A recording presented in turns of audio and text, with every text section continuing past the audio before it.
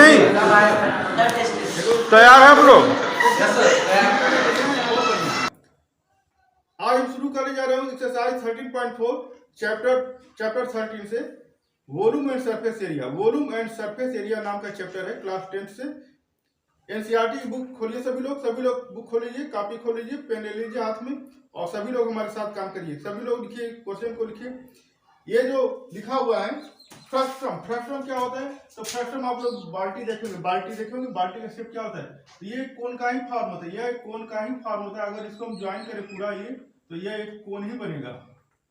ऐसे ज्वाइन करें कोन ही बनेगा। तो इस कोन को बीच से काट दिया जाता है, बीच से एक प्लेन से काट दिया जाता है। तो ये पोर्शन कोन होता है, ये दूसरा कोन बन जाता है। और ये जो है फ्रस्ट्रम, ये जो बाल्टी का शेप है यह फ्रस्ट्रम होता है। तो फ्रस्ट्रम से ही बाल्टी बनता है।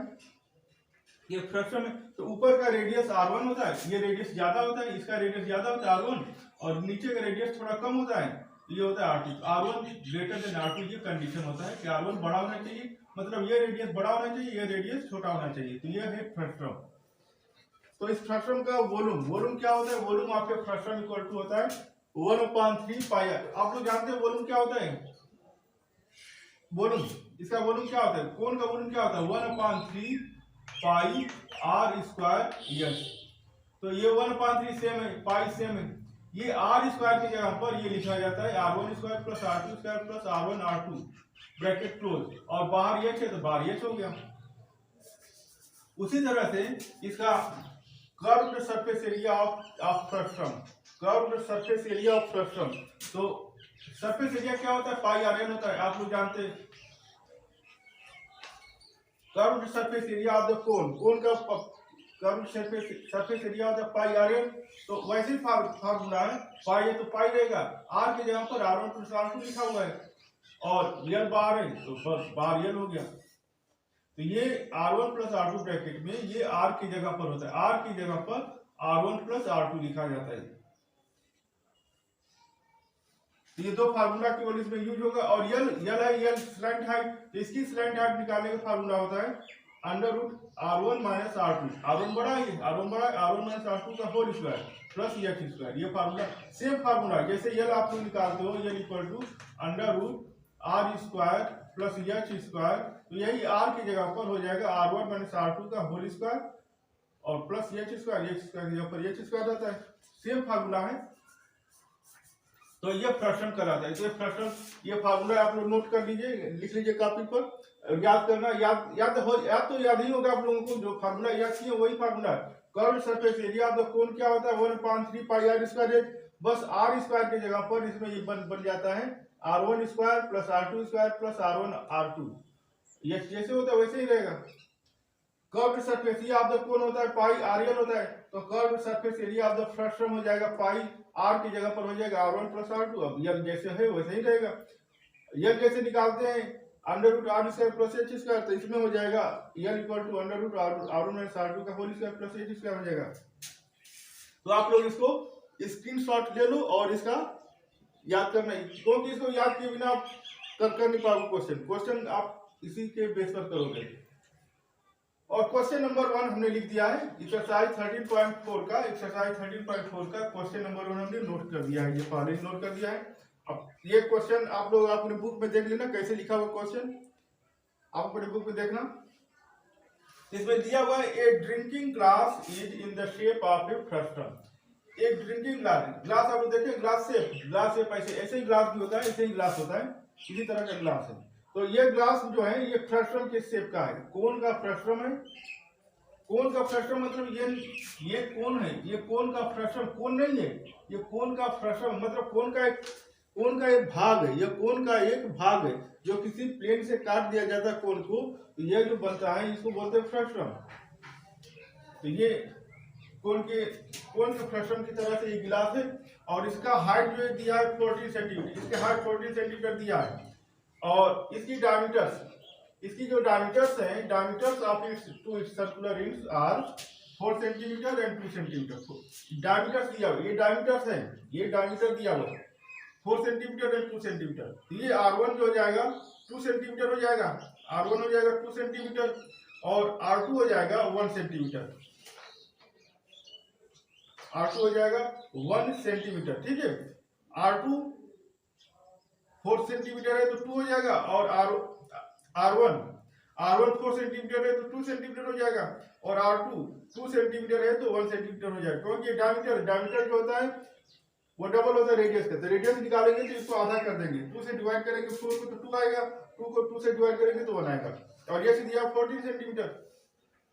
अब वॉल्यूम ऑफ द ग्लास निकालेंगे। वॉल्यूम का इसमें पूछा हुआ है फाइंड द कैपेसिटी। कैपेसिटी मतलब ये होता है कि वो गिलास में कितना पानी आएगा, वो गिलास कितना कंटेन करेगा पानी या दूध, कितना गिलास वो गिलास कितना दूध या पानी कंटेन करेगा, तो उसकी कैपेसिटी होता है। तो उस कैपेसिटी को हम कहते हैं वॉल्यूम। तो वॉल्यूम निकालते हैं, तो वॉल्यूम का फार्मूला यही होता है 1/3 पाई आर स्क्वायर। तो यहाँ पर लगाएंगे फार्मूला 1/3 पाई R1 square plus R2 square plus R1 R2 into S, ठीक है। अब इसको सॉल्व करेंगे। तो आप लोग फार्मूला नोट कर लिए हैं, स्क्रीनशॉट लेकर के इस फार्मूला को नोट कर लिए हैं, तब लोग नोट स्क्रीनशॉट ले लो, फार्मूला लिख लो, मिटा देने इसको।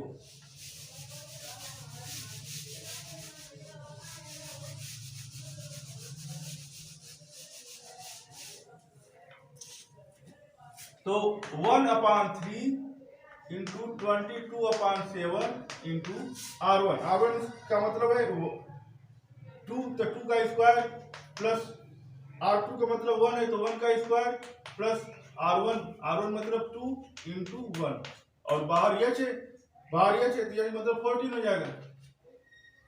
अब यहाँ देखो 7 से यह बाहर वाला 14 बाहर वाला कट जाएगा, 7 से 14 2 बार में कट गया, बार वाला कट गया, तो 22 और 2 मल्टीप्लाई करेंगे तो आ जाएगा 44, नीचे 3 है, और इसको ऐड करने पर आएगा 2 4 आएगा प्लस 1 आएगा और प्लस ये 2 आएगा, तो ये कितना हो जाएगा 4 2 6 1 7 इंटू 44/3, 7 4 या 28, 2 कैरी 7 4 या 28 और 2 30/3, ये आएगा 3 1 या 3 0 3 2 या 6 2/3 सेंटीमीटर क्यूबिक में आएगा ये आंसर। आप इसको चाहो तो डेसिमल में भी चेंज कर सकते हो या मिक्स फ्रैक्शन में चेंज करो, या ऐसे ही छोड़ दो, 3 से करता नहीं है तो आप इसको ऐसे ही छोड़ दो, सेंटीमीटर क्यूबिक लिख करके ऐसे छोड़ दो, या ऐसे मिक्स फ्रैक्शन में चेंज कर लो, या फिर ऐसे डेसिमल में भी चेंज कर सकते हो, जैसी आपकी मर्जी, ठीक है। नंबर 2 पर आते हैं, क्वेश्चन नंबर 2 पर आप लोग नोट कर लिए, स्क्रीनशॉट लेकर के नोट कर लो, स्क्रीनशॉट लो। क्वेश्चन नंबर 2 पर आते हैं, क्वेश्चन नंबर 2 लिखने जा रहा हूं। क्वेश्चन नंबर 2 इस तरह से,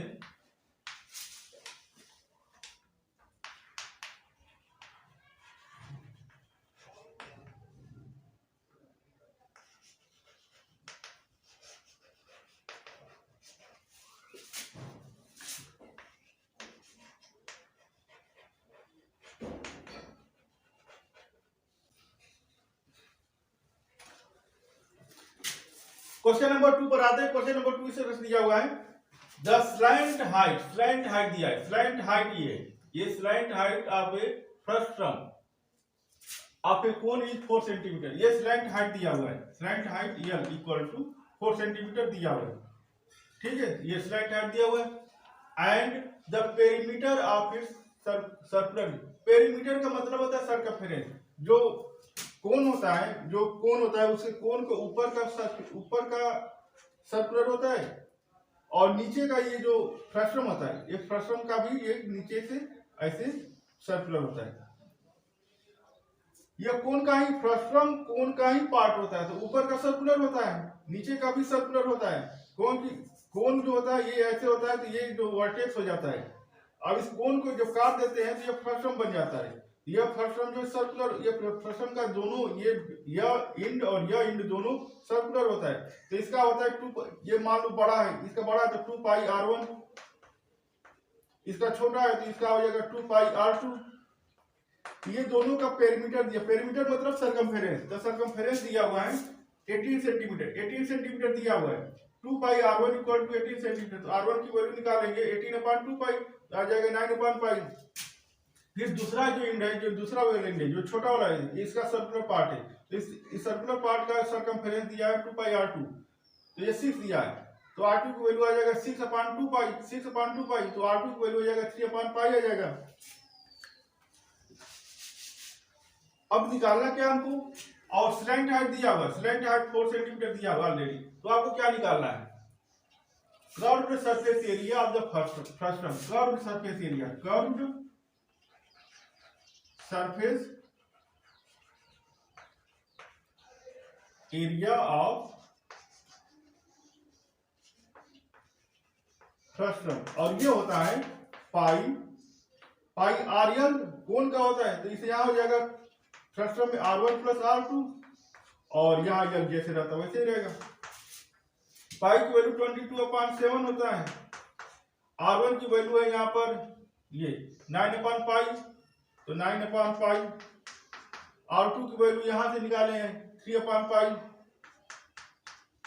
और इंटू यल की वैल्यू है 14 लिख दो, यह 7 से 14 कट जाएगा 2 बार में, आया 22 × 2 44, और इसको सॉल्व करेंगे तो ये आएगा पाई एलसीएम हो जाएगा, तो ये आ जाएगा 9 + 3 12 हो जाएगा,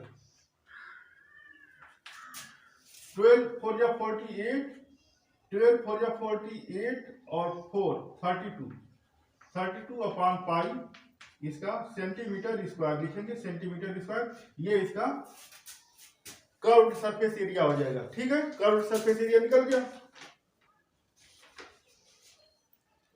आप लोग नोट कर लो, इसका स्क्रीनशॉट ले लो। ठीक है, मिटा दे इसको, मिटा दे रहे। क्वेश्चन नंबर 3 अब लिख रहे हैं, क्वेश्चन नंबर 3,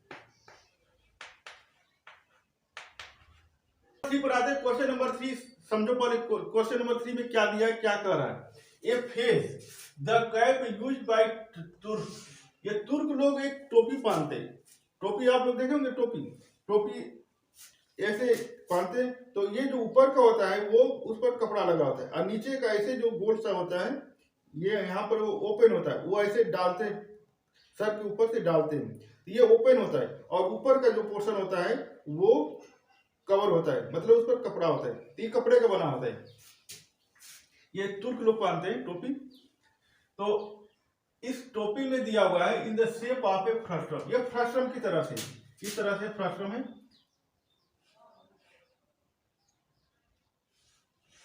ये बड़ा वाला होता है, इस तरह से होता है फ्रस्टम की तरह, ये बड़ा है, जो बड़ा रेडियस है यहां पर है, छोटा रेडियस है,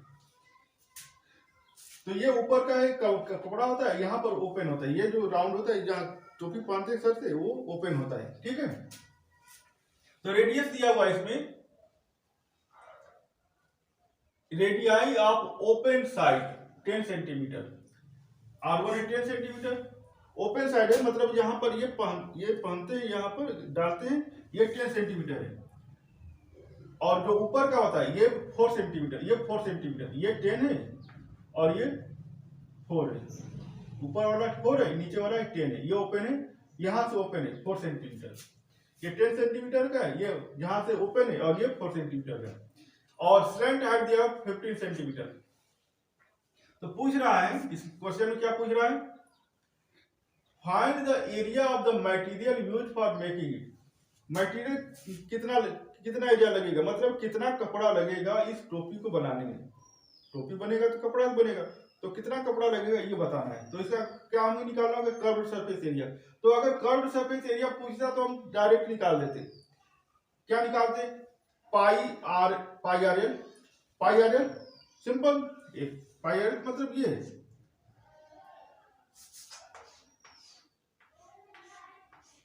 ये पाई आर एल, ये पूरा जो सरफेस है इस तरह का, ये पाई आर एल है, लेकिन पूछ रहा है ये टोपी बनाना है, तो टोपी में कितना कपड़ा लगेगा। तो ये ऊपर वाला पोर्शन तो कवर है ना, ये ऊपर वाला पोर्शन तो ढका होता है टोपी का, ये तो ओपन होता है, और लेकिन ऊपर वाला कवर होता है। ऐसे नहीं होता है ओपन होता है, ऊपर का भी ओपन हो नीचे का भी ओपन हो, ऐसा नहीं होता है। नीचे वाला ओपन होता है जहां से डालते सर में, और ऊपर से कवर होता है। तो इसमें पाई आर टू स्क्वायर, ये जो है पाई आर टू स्क्वायर, इसको प्लस कर देंगे, पाई आर टू स्क्वायर इसमें प्लस कर देंगे। ठीक है, अब इसको सॉल्व करो। ये R2 है और ये R1 है। ठीक है, R1 ये है, यहां पर R1 हमने ले लिया, इसको R1, जो बड़ा होता है उसको R1 लेते हैं, जो बड़ा होता है उसको R1 लेते हैं, और छोटा होता है उसको R2 लेते हैं। तो R1 बड़ा है, ये नीचे वाला वो बड़ा होता है, ऊपर वाला थोड़ा छोटा होता है, तो ये R1 बड़ा है, तो इसको हमने लिया है 10। तो पाई की वैल्यू लिखेंगे 22, फार्मूला हो गया पाई R1 प्लस R2, पाई RN मतलब पाई R1 प्लस R2N, और ये पाई R2 इसका ये ऊपर का है, उसको प्लस कर देंगे, एक्स्ट्रा हो जाएगा ये। तो 2 into 22/7, 22/7 into R1 plus R2, R1 कितना है तो यहाँ पर 10 दिया है, R2 दिया है 14, और इंटू L दिया है 15, तो 15 लिख दिया, और प्लस ये ऐड कर लो 22/7 इंटू R2 कितना है 4 है, तो 4 का स्क्वायर हो जाएगा 16, 4 इंटू 4, 22/7। इसको मिटा दे रहे हैं, इसका अब जरूरत नहीं, इसको भी मिटा दे रहे हैं, इसकी जरूरत नहीं, जगह कम पड़ा लिखने के लिए।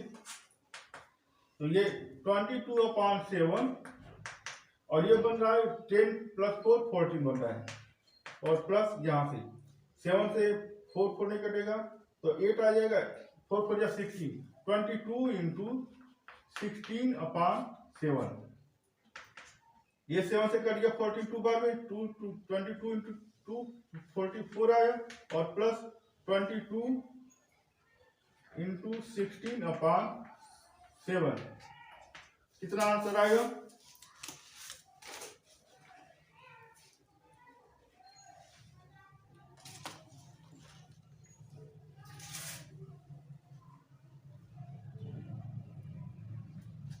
इसमें मल्टीप्लाई, इसको मल्टीप्लाई करते हैं,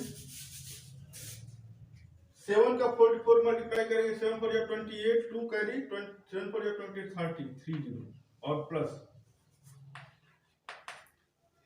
22 को 16 में करेंगे, 16 2 32, 3 कैरी 16 2 32, और 3 35, 35/7। तो ये आया 8 2 10, 5 0 6, और 3 3 6/7। आप इसको सेंटीमीटर स्क्वायर लिखो, या इसको चेंज कर लो, इसको आप चेंज करो मिक्स्ड फ्रैक्शन में, या डेसिमल में चेंज करो, या ऐसे ही रहने दो, ऐसे ही रहने दो, या मिक्स्ड फ्रैक्शन में चेंज करो, या डेसिमल में चेंज करो, जैसी आपकी मर्जी।